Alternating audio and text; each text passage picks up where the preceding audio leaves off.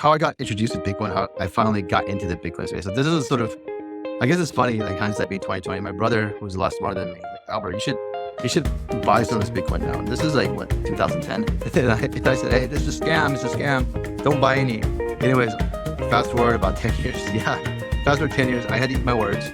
And this is, I still have China to thank for doing a hard pivot into Web3 Bitcoin. Because at the time, we were doing very well in China. We became the longest running trig accelerator in all of China. We had 21 cores. So we pioneered many different tools and methods to help people turn ideas into investment-ready startups. Back then, it was more agnostic. We had offline, we had online, we had AI companies, we had drone companies, we even had beachwear companies. So it's very broad.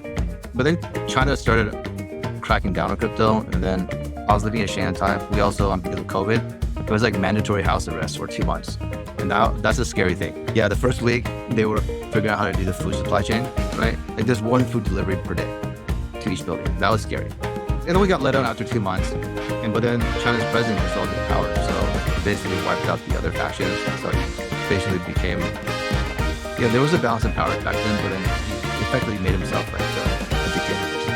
That was sort of the last straw. And one of the things that affected me directly during that process was that they started making it very difficult for expats to hold shares in like the best industries.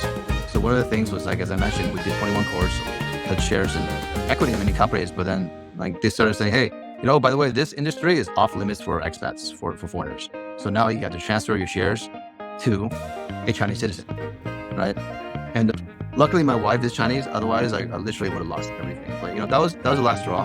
And that's the polar opposite of what Bitcoin stands for. Bitcoin is permissionless, it's freedom, and it enables the self-sovereignty of money. Right? So, and that was the catalyst that really catapulted me into going all in on Web3.